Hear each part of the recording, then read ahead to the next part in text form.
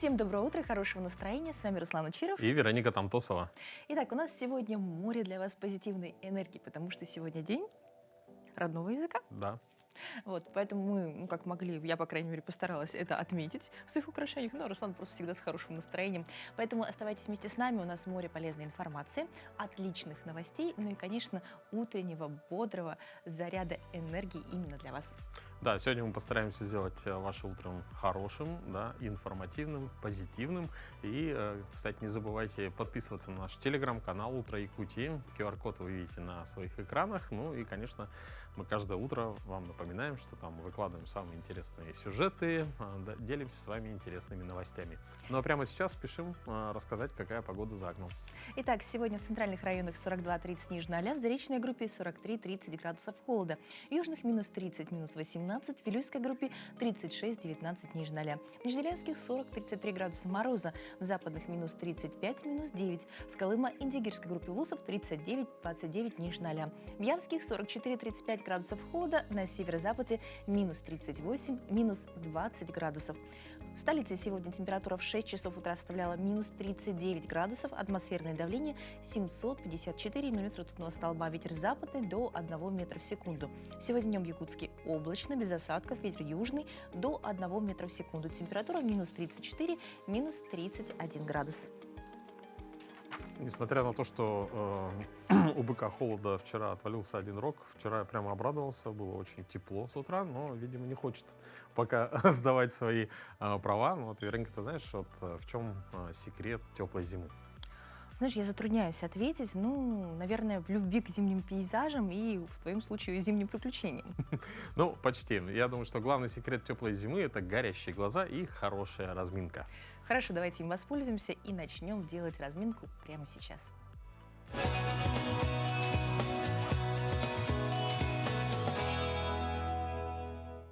Всем доброе утро! И сегодня мы занимаемся утренней зарядкой, но не простой, а парной. Скорее зовите ваших детей и повторяйте за нами. И первое наше упражнение: мы будем превращаться в разные силы природы. Давай, встаем. Представь, что ты встаешь в позу горы. Представь, что ты большая, мощная и сильная гора. Потянись высоко-высоко за макушкой вверх и подними теперь ручки вверх. Соедини ладошки и теперь аккуратненько вытянься к небу и немножко прогнись в грудной клетке. Отлично. А теперь представь, что ты опускаешься к ручейку. Представляем, что опускаемся к ручейку и тянемся, смотрим в отражение в ручеек. И поднимаемся снова вверх. И прогибаемся. Отлично. А следующее упражнение: давай повернемся, поднимем ручки вверх, соединим ладошки и сделай ножки пошире немножко. И сделай наклончики с вытяжением в правую сторону. Ага. По центру в левую сторону. Вдох. По центру выдох. Молодцы. Вдох и выдох. Молодец. Следующее упражнение. Теперь ты представляешь, что ты большое-большое дерево. Встаешь хорошенечко на одну ножку, берешь правую ножку и ставишь ее куда угодно. Можешь где коленко поставить, да? Отлично, хорошо подойдет. И держим равновесие. Это упражнение на равновесие. И если получится, давай поднимем ручки вверх. Если получится. Отлично. И опускаем вниз. Очень здорово. Поменяем ножку. И другая ножка. Можешь ручкой помочь, можно ручками помогать и ставить ножку прямо. И вдох. Поднимаем ручки вместе. Выдох. Держим баланс. Молодцы. Следующее упражнение. Давай встанем друг на друга, посмотрим. И давай протянем ручку вперед, а ножку назад, противоположную. И поменяем. Мы словно здороваемся друг с другом. Вдох. И поднимаем ножку. Тоже держим баланс. С улыбкой стараемся это делать. Вдох. Отлично. И последний раз. И выдох. Молодцы. И в завершение давай еще одно упражнение на баланс. Подними правую ножку перед собой, отведи ее в сторону, опусти обратно к себе. И сделай таких несколько кругов. Вдох, выдох, вдох, выдох и вдох. И давай на другую. И ножку поднимем и вдох, выдох, вдох, выдох, вдох. Отлично. Делайте утреннюю йогу вместе с вашими детьми и будете не только бодры, но и веселы. Размялись, теперь давайте узнаем, как тренируются будущие чемпионы. Смешанные боевые искусства среди алданских школьников набирают популярность. Копилка достижений воспитанников районной федерации ММА активно пополняется. Только недавно ребята вернулись с очередных соревнований, и уже в марте спортсменов ожидает следующее испытание. Как проходят тренировки и на что нацелены бойцы, узнали наши корреспонденты. Максим Петряков входит в сборную Алданской федерации по смешанным боевым искусствам ММА «Боевая Русь» и считается перспективным спортсменом. В личной копилке четвероклассника немало наград, завоеванных на различных площадках. А единоборствами Максим занимается с 4 лет. Как созрело решение прийти в секцию, Максим помнит хорошо. Мы как-то едем в машине с водителями. Мне папа как-то говорит, вот у нас секция открылась, не хочешь записаться? Я говорю, ну, можно попробовать. Вот и начал заниматься.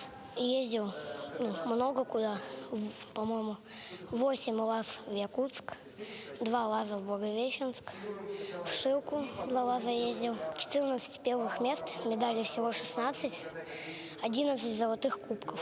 Смешанные боевые искусства среди подростков набирают популярность. Причем боями увлекаются как ребята, так и девочки. Студентка политехникума Айкыз Дайнур приехала в Алдан из республики Тыва. Спорт любит с детства. В школе занималась вольной борьбой и хореографией. Последние 1,5 года Айкыз оттачивает мастерство в смешанных боевых искусствах. Я сама девушка спортивная. И вот у меня очень много братьев. Я тут увидела, что тут есть вот такая секция, и мне тут понравилось. В настоящее время смешанные боевые искусства в Алданской федерации ММА осваивают порядка 70 человек. Этот вид спорта интересен как подросткам, так и дошколятам и взрослым. Занятия проводятся в 3 возрастных группах. Наиболее массовую категорию составляют школьники. Я выезжал в Якутск, выезжал в Новосибирск. Был в Благовещенске, занимал первые места. Уже занимаюсь 4-й год. Я хочу съездить в город Анапу, там занять 1-е место и взять пояс. Ближайшие месяцы для юных бойцов станут весьма насыщенными. Ребята продемонстрируют навыки на соревнованиях различного уровня, а также примут гостей у себя. Первое серьезное испытание состоится уже в марте. Мы сейчас планируем в марте выехать в Благовещенск на чемпионаты первенства Амурской области, там подраться, выставить своих 10 спортсменов от Боевой Руси. В мае мы планируем провести свой, также юбилейный 5-й турнир будет, он будет на республиканском уровне, пригласим с республики, со всей спортсменов и впервые подеремся за звание чемпиона, за пояс будет проходить турниры, то есть пригласим Нерюнгри, Якутск. Покоренные вершины дают спортсменам отличный стимул к дальнейшему совершенствованию мастерства. Отметим, Федерация ММА «Боевая Русь» образовалась 5 лет назад на базе действовавшей секции. И в настоящее время на счету у бойцов сотни побед. Татьяна Вахнина, Сергей Шипачев, Александр Лукин, Алдан. Так, ну что, наше начало бодрое утро, и мы желаем всем отличного настроения, всем, кто к нам присоединился. Ну и, конечно, продолжаем наш эфир. Да, выбирайте секции себе по душе и начинайте утро вот, не с такой, может, активной разминки, как у ребят, но с чего-то спортивного. Ну а прямо сейчас спешим с последними новостями.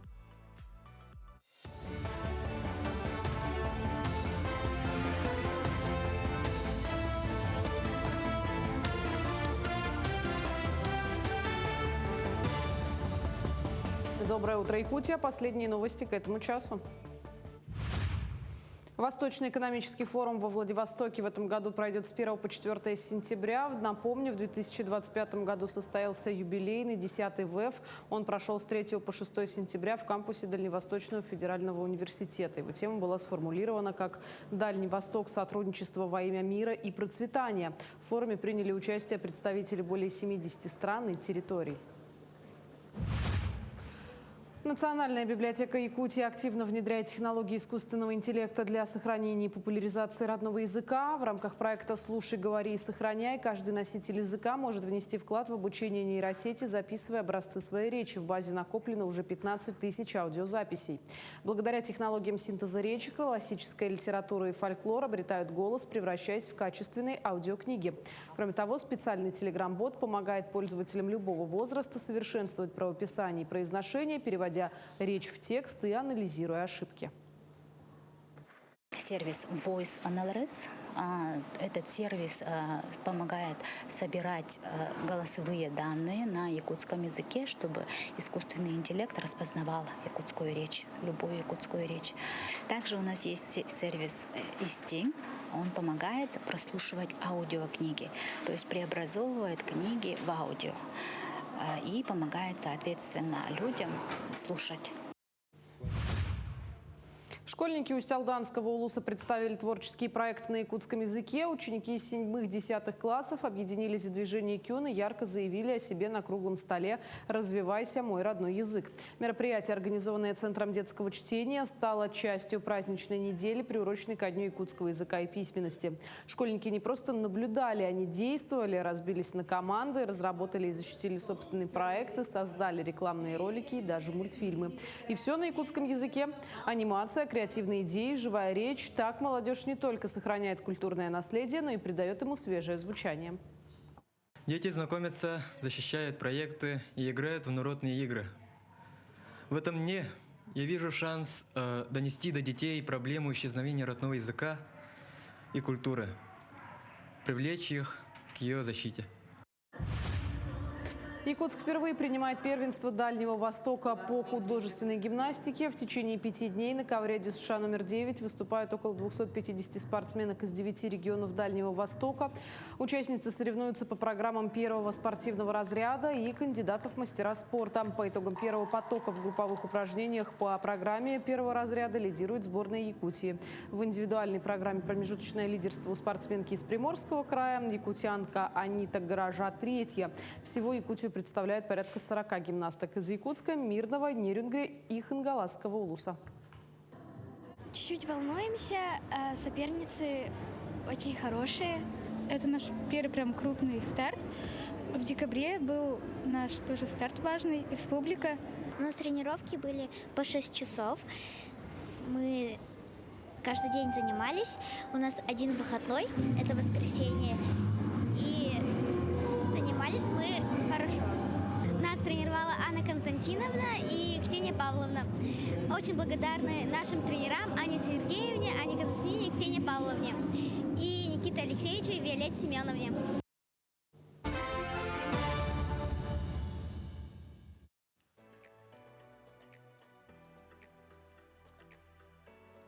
Мы с удовольствием делимся с вами не только последними новостями, но и секретами приготовления самых интересных блюд, которые сделают любой день праздничным.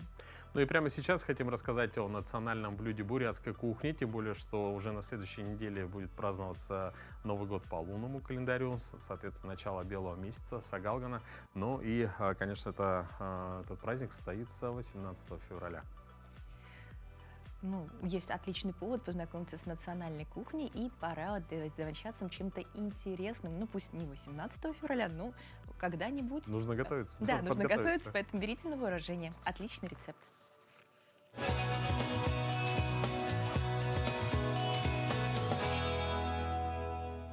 Доброе утро, дорогие друзья! Меня зовут Саяна Галасанова. И снова мы с вами погрузимся сегодня в мир бурятской кухни. А что мы будем с вами готовить? Шараран механ. А что же это такое?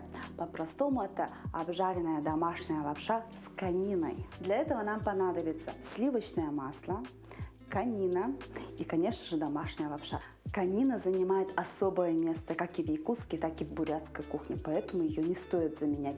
Жарим обязательно конину.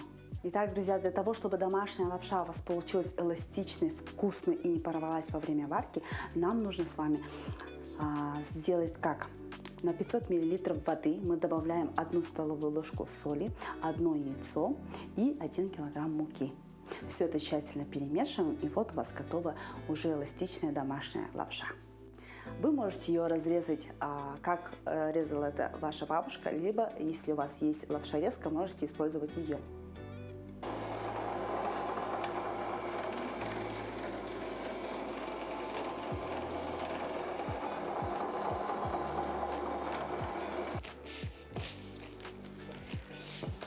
Так, лапша у нас уже готова. Переходим к нарезке мяса. Мне нравится кубиками мясо, поэтому я нарезаю их кубиками.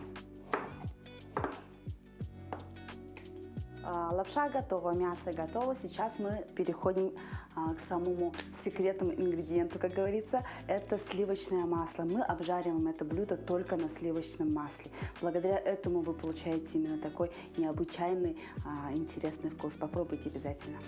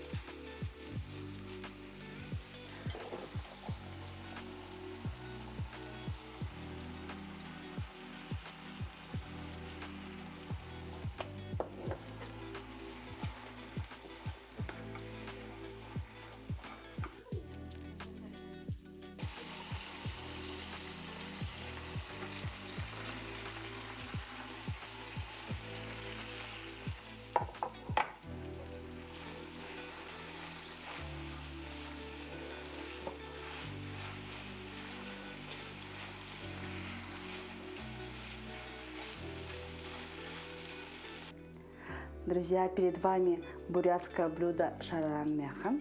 Совершенно легко в приготовлении. Самое главное, вкусно, сытно и полезно. Очень вкусный рецепт, хочется попробовать. Ну а на календаре сегодня 13 февраля, пятница. И наша рубрика «Даты и события» расскажет нам, чем знаменателен сегодняшний день.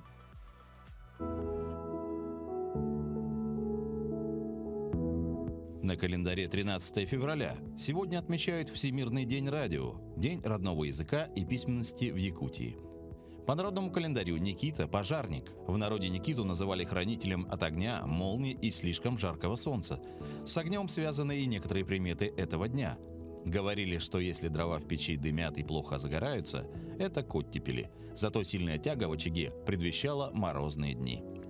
Этот день в истории царь Иван Грозный венчался первым браком. Указом Петра I основан главный магистрат – бюрократическое учреждение России. Николай I подписал указ о строительстве железной дороги Санкт-Петербург-Москва. День рождения мирового кино братья Люмьер запатентовали первую кинокамеру. В Чукотском море раздавлен льдами пароход «Челюскин». Завершилась Будапештская наступательная операция советских войск. В этот день родились Иван Крылов, русский поэт, баснописец. Федор Шаляпин, русский оперный и камерный певец-бас. Евгений Вахтангов, русский театральный режиссер, актер и педагог. Игорь Шаферан, советский поэт-песенник. Татьяна Тарасова, советский и российский тренер по фигурному катанию, заслуженный тренер СССР. Именины отмечают Афанасий, Виктор, Иван, Илья, Никита.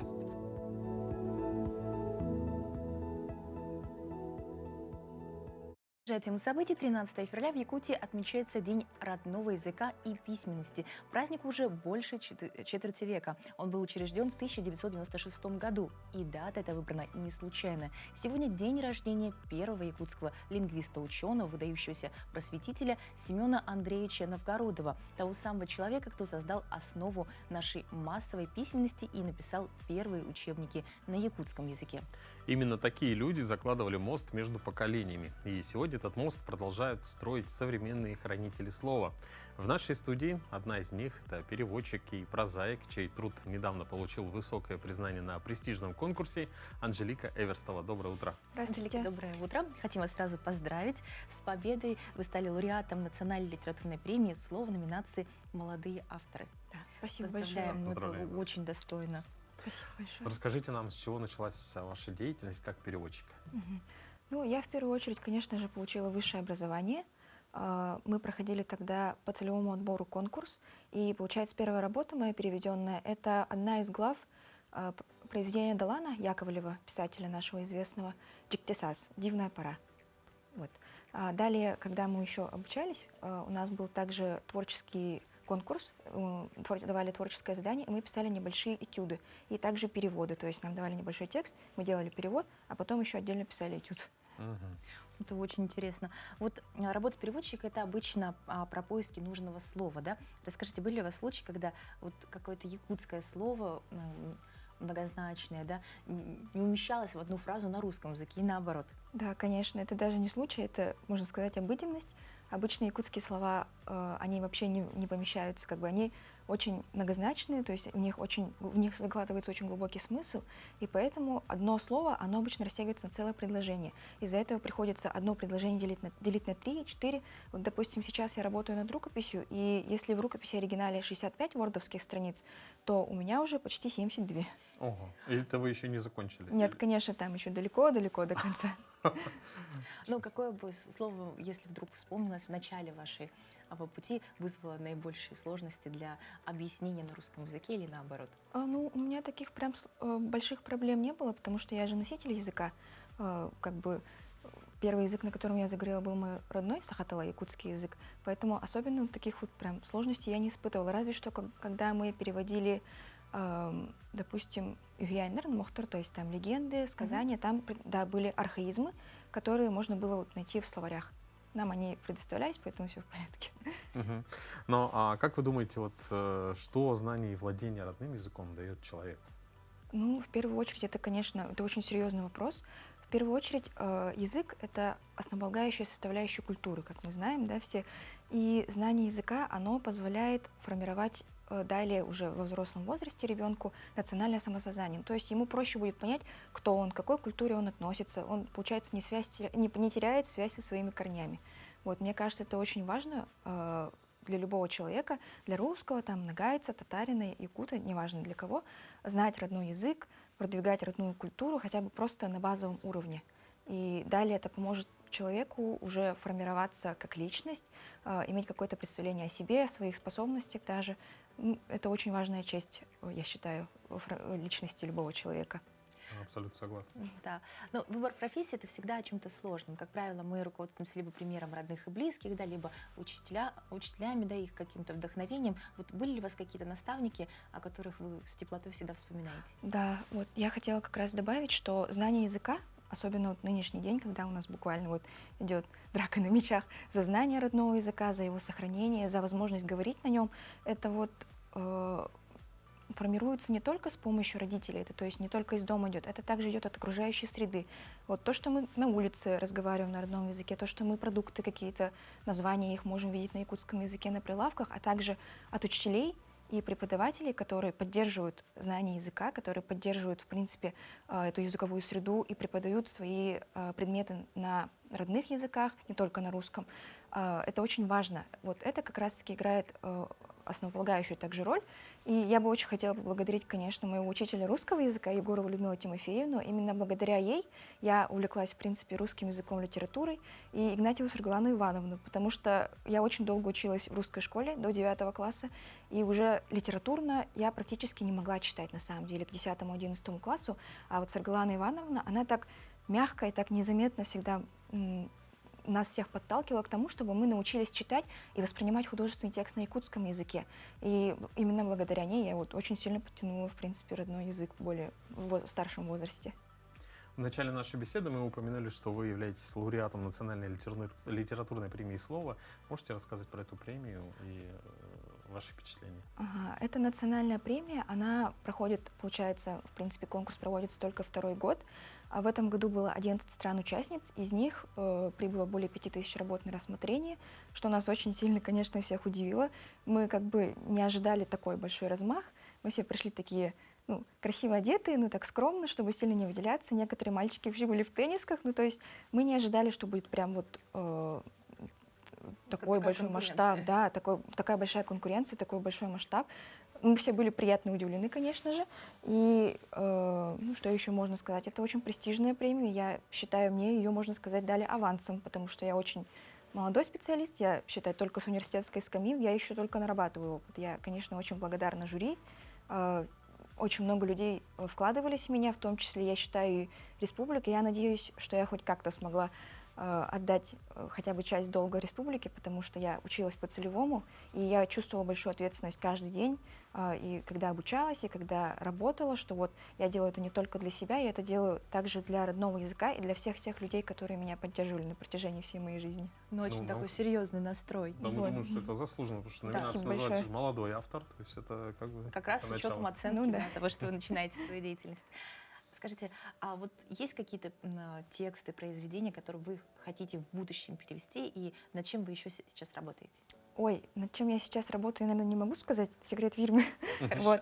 В принципе, я бы очень хотела перевести «Диктисас», вот «Дивную пору» Далана, потому что это очень уникальное произведение. У Далана, в принципе, очень такой художественный, уникальный язык, и мне бы очень хотелось услышать, как он звучит на русском языке. Его очень легко переводить, всегда было вот как будто вот как дышишь, так и переводишь. И это уникальное произведение, несмотря на то, что оно как бы было написано в период советский, и там затрагиваются определенные темы, которые присущи советской литературе того периода.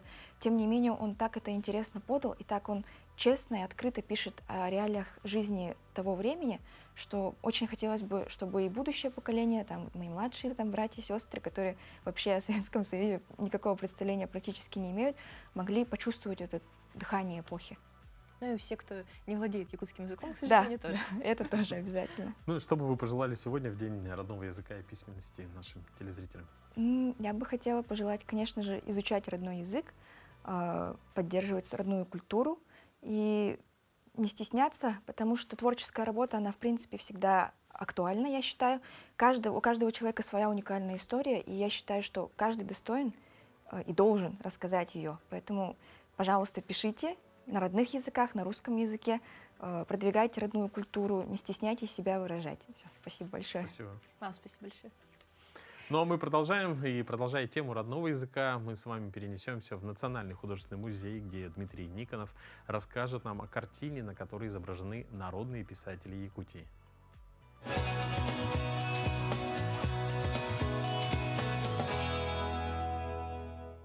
Доброе утро. Мы сейчас с вами находимся в зале постоянной экспозиции искусства Якутии Национального художественного музея Республики Саха-Якутия. Сегодня отмечается День родного языка и письменности. И в связи с этим мы сегодня с вами поговорим о картине Афанасия Николаевича Осипова «Народные писатели Якутии». В картине изображены 4 классика, 4 титана нашей национальной культуры. Николай Егорович Мординов Амматчигая, Владимир Михайлович Новиков Кюннекур-Стыров, Серафим Романович Кулачиков Эллей и Дмитрий Кононович Сивцев Сорун Амаллон. Все 4 оставили свои следы, огромный вклад в нашу литературу и в целом на нашу культуру. И Афанасий Николаевич изобразил 4 изображенных здесь героев на фоне осеннего пейзажа, на фоне огромной долины Туймада, на которой находится наш город Якутск. Первое, что бросается в глаза зрителю, это яркая одежда изображенных наших героев. Желтый цвет, цвет осени, изображенный в картине, это одежда Николая Егоровича Мординова Амматчигая, и зеленая одежда Дмитрия Коновича Сивцева, это цвет травы, цвет летней зелени, и цветовая доминанта – это одежда Кюннекура-Стырова и Элляя. Кроме того, в картине есть интересные детали. В руках у Николая Егоровича Мординова книга. Это указывает на то, что Николай Егорович является одним из крупнейших писателей-прозаиков, автор большого романа-эпопеи «Саскакен. Весенняя пора», который часто называется «Энциклопедия якутской жизни» и, конечно, признана одним из самых больших и значительных произведений якутской литературы. А в руках у Дмитрия Коновича Дельбир. Это можно считать как символ того, что Дмитрий Конович был заступником и защитником нашей родной культуры, подвижником музейного дела и автором либретто наших первых оперы и балета. Владимир Михайлович расположен в центре картины и сидит под лиственницей, которая носит большое значение в нашей родной культуре.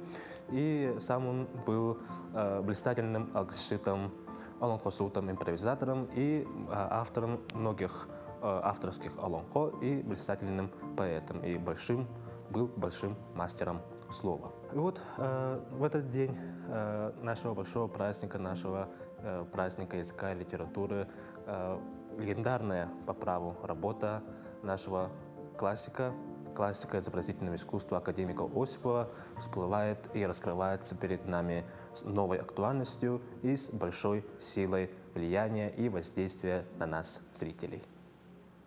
Вообще история — это удивительная вещь, и здорово, когда ее знаменательные события остаются в памяти поколений. Конечно, интересно находить все новые интересные факты. Например, вы знали, что в 60-е и 70-е на линии скорой помощи работали правительственные лимузины?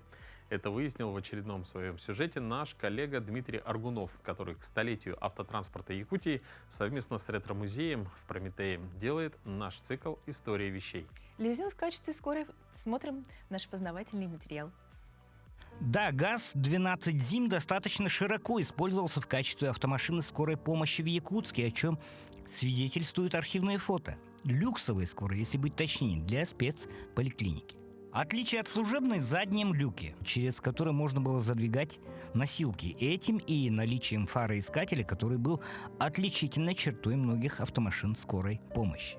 В целом ГАЗ-12 ЗИМ – предвестница чаек. Моделей Горьковского автозавода за литерами 13 и 14 был седаном комфорт-класса с несущим кузовом. При этом масса ЗИМ была чуть выше, чем у рамных аналогов Mercedes 300 и Packard 300, которые были рамными. Толщина металла, не иначе. И архаичный по сравнению с аналогами довоенный движок Dodge, послуживший основой для силового агрегата отечественного авто. 90 лошадиных сил, в отличие от 150 сил у Паккарда, к примеру.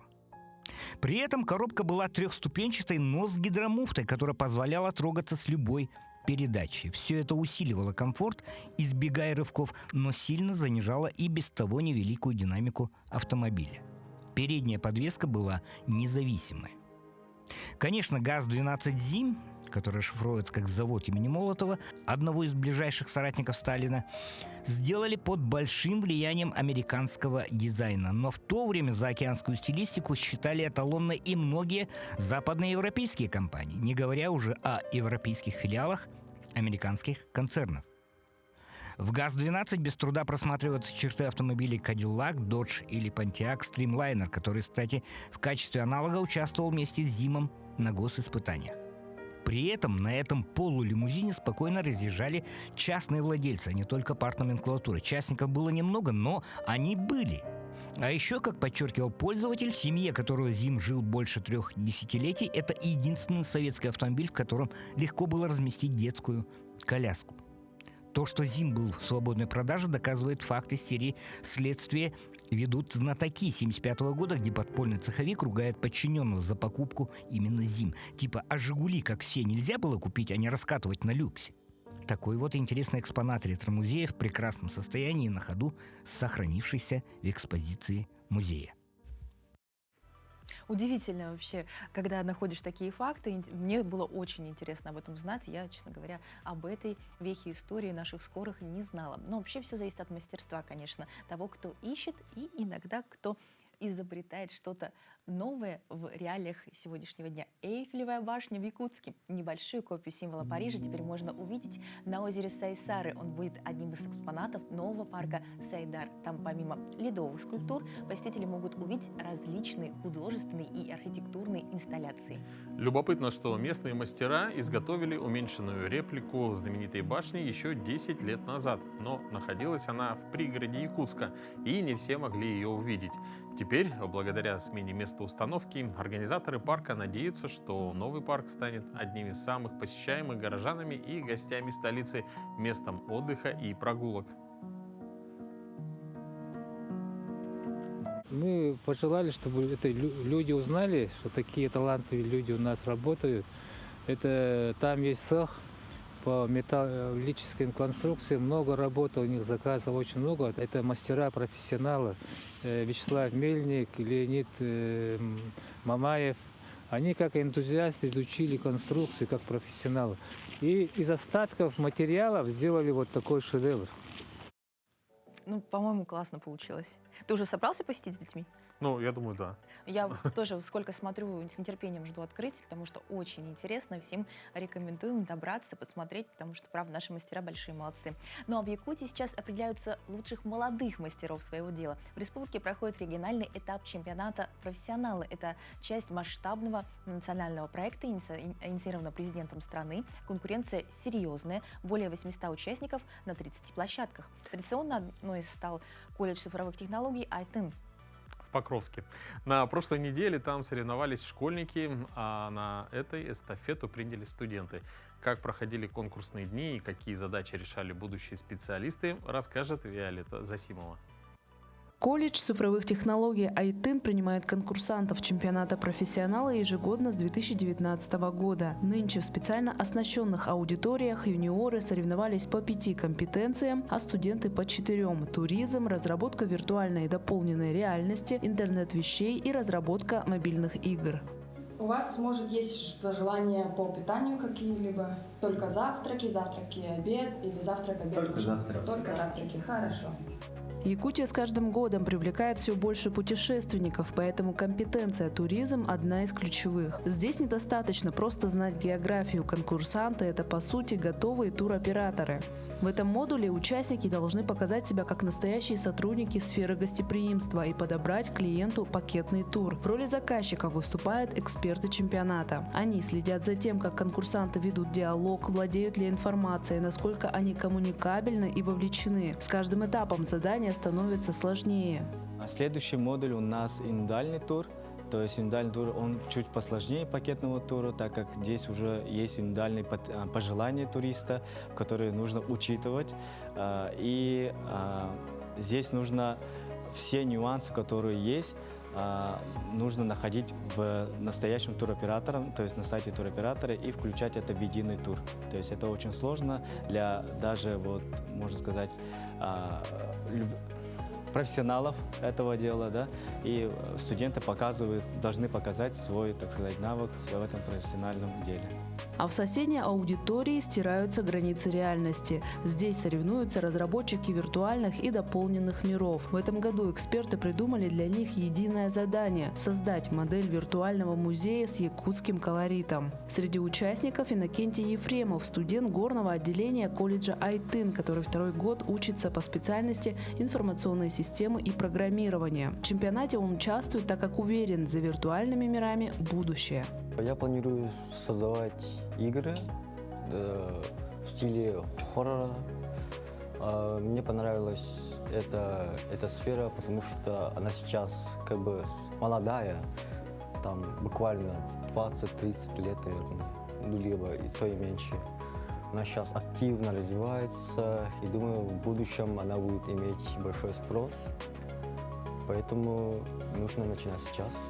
К слову, участие в чемпионате «Профессионала» – отличный старт для студентов. Молодых специалистов могут заметить и пригласить на работу потенциальные работодатели, которые здесь часто выступают в качестве индустриальных экспертов. Люди, которые индустриальные эксперты, они говорят, что это очень сложные задания. И из этого, когда человек побеждает, то есть студент побеждает, участник, они предлагают им работу, то есть у себя. Пытаются каждый индустриальный эксперт приглашать таких ребят, потому что они талантливые, они знают, и их учить не надо, потому что они уже имеют большой такой объем знаний. В ближайшие дни эксперты проанализируют выполнение модулей и выставят свои оценки. Они и определят состав сборной республики для следующих этапов. Впрочем, эксперты признают, каждый, кто дошел до регионального уровня, уже профессионал. Специально для «Утра Якутии» Виолетта Засимова, Хангаласский улус. Вот так проходили конкурсные дни на площадке колледжа цифровых технологий «Айтын». Но чемпионат профессионала – это не только испытание для участников, но и большая работа экспертов, которые оценивают их навыки. Главным экспертом новой компетенции эксплуатация вакуумных установок стал наш гость, специалист эксплуатационно-технического отдела Московского института электронной техники Илья Литвинов. Доброе утро. Доброе утро.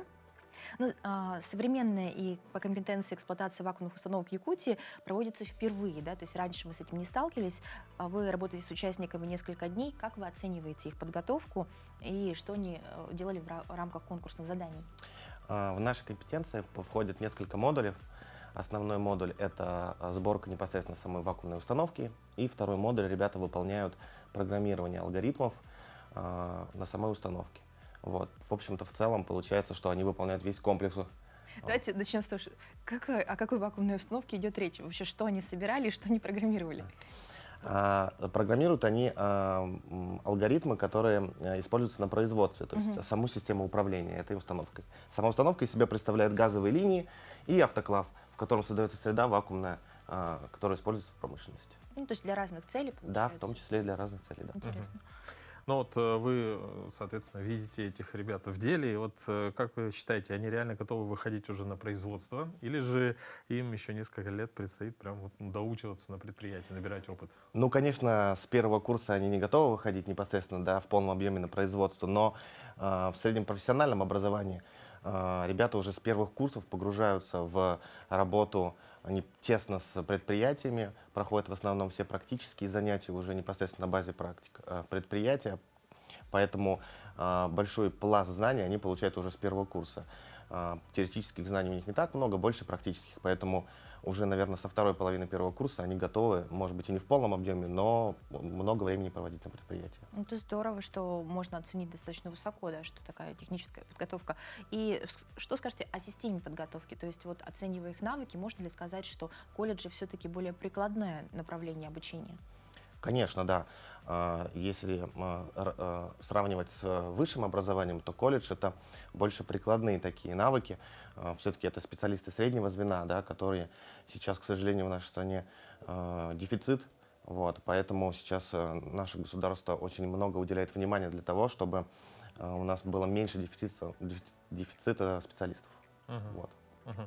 Ну вот сейчас много девятиклассников, да, выбирает среднепрофессиональное образование. Что сегодня значит статус рабочей профессии?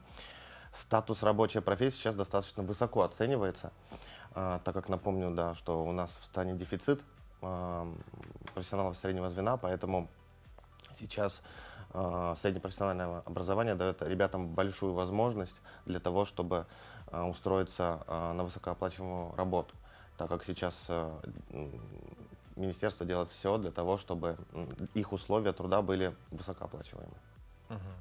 На ваш взгляд, из чего складывается вот престиж рабочих профессий, как мы их называем, тем более, что они очень разнообразны? То есть и IT сейчас, в общем-то, есть среднеспециальные, вот установки, это же тоже очень достаточно сложная интеллектуальная работа уже. Из чего складывается статус? Статус складывается из того, что сейчас специалистов среднего звена, которые будут квалифицированы, очень тяжело найти.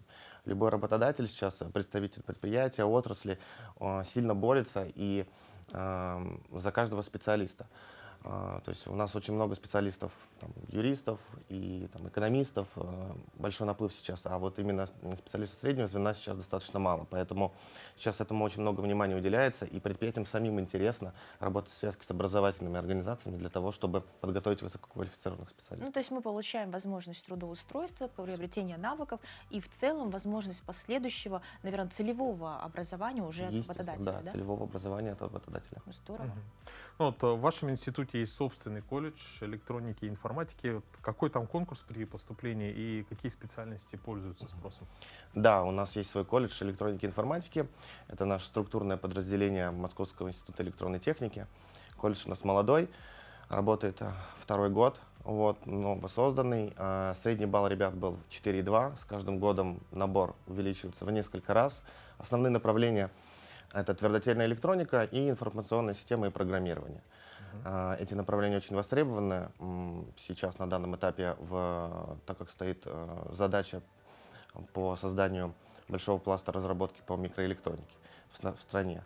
Вот, поэтому ребята сейчас очень активно поступают на это направление. Плюс у нас есть плюс в том, что ребята, получая помимо основной профессии, получают до 4 рабочих профессий, что дает им возможность быть конкурентоспособными на рынке труда специалистов в московском и подмосковном регионе. То есть специальность как бы одна? Да, но рабочие профессии у них расширены в рамках практической части. Ну вот если представить себе, да, вот, например, школьник из Якутии мечтает учиться у вас в колледже, да, поступает, и что ему нужно знать, и есть ли какие-либо льготы для ребят из регионов, например? Общежитие, например. Общежитие У нас в нашем колледже уже на данном этапе учится достаточно большое количество студентов из регионов.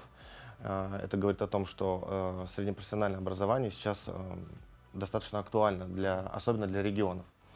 Вот. По поводу общежития, эта задача стоит перед нами сейчас, и общежитие в головном структурном подразделении оно есть. Не всегда есть места, как и везде, но задачу эту мы стараемся выполнить сейчас. По поводу знаний ребят из Якутии, это, в общем-то, основные общеобразовательные знания, каких-то конкретных льгот социальных, в частных случаях они присутствуют, да, но в основном это на общей основе они поступают. Ну и напоследок хочу спросить, вот как родителям правильно поддержать ребенка, который понял, что он хочет после 9 класса поступить именно в колледж, не продолжая полное среднее образование?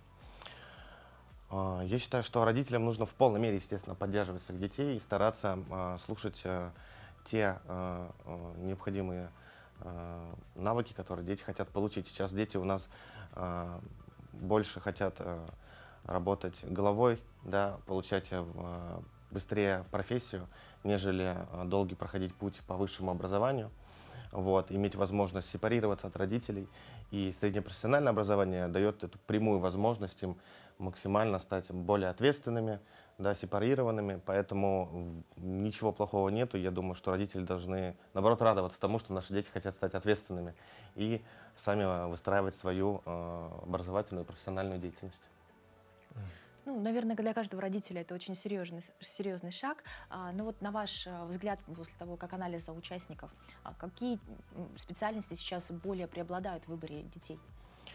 Сейчас в выборе детей больше преобладают, конечно, специальности по программированию, IT-сфера, естественно, да, потому что это дает возможность свободного графика, да, но в том числе и сами прикладные. Это фотолитография, наладка оборудования, в том числе, да, разработка автоматизированных процессов на предприятии. Поэтому какого-то однозначного одного или двух направлений, конечно же, нет. Да? То есть ребята пользуются и разными способами, и разными направлениями. Вот. Но преобладает, конечно, IT-сфера. Естественно, IT-сфера, она преобладает. Ну, это не может не радовать, что мы наконец-то в этом направлении будем развиваться. Спасибо большое за интересный рассказ. Желаем успешного завершения, получается, всех конкурсных этапов. Ну и ждем, кто уже станет победителем. Да. Спасибо большое. Ну а сейчас, дорогие друзья, мы передаем слово нашим коллегам из блока новостей.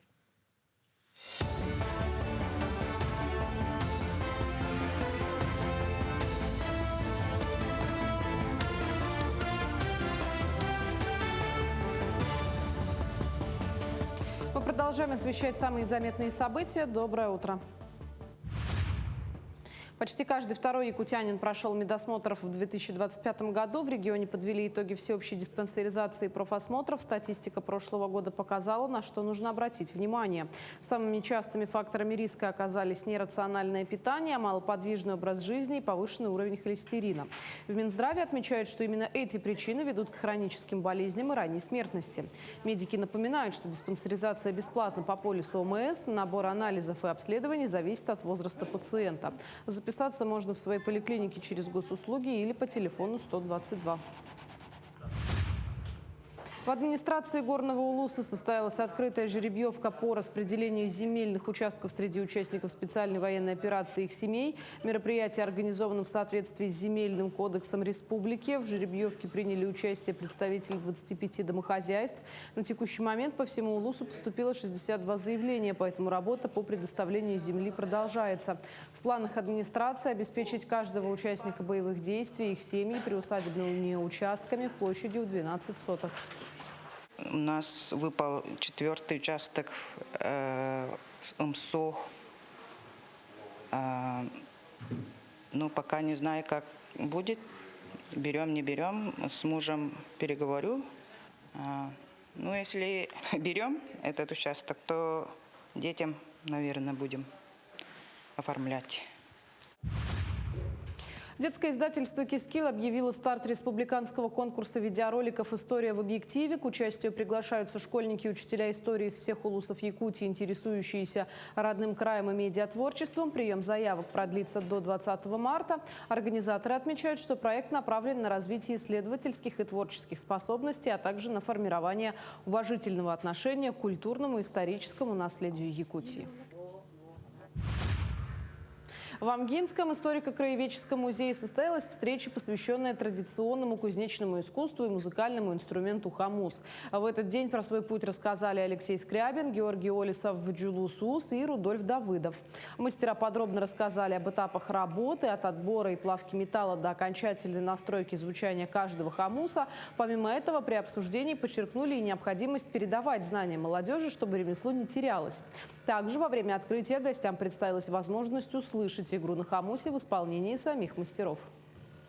Алексей Петрович рассказал, что из одного прутка металла он сделал цельный хамус, то есть без никаких вставок из одного металла выковал. И в каких музеях и где хранятся данные инструменты, и ребята Георгий и Рудольф Кириллович нам рассказали, как они пришли к этому творческому делу.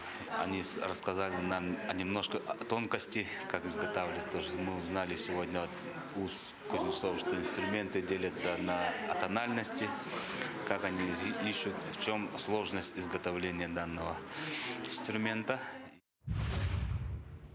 В Якутии успешно реализуется программа по сохранению и расселению лесных бизонов. За прошедший год родилось 37 телят, а общая численность животных в республике сейчас составляет 308 особей, из них 240 в Горном Улусе.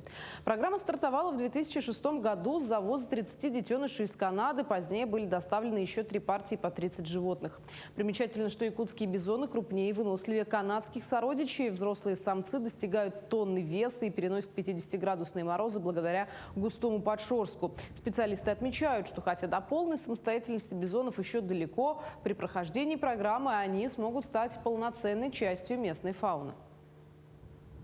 На этом пока все. Эфир телеканала продолжит программа «Утро Якутия». Оставайтесь с нами.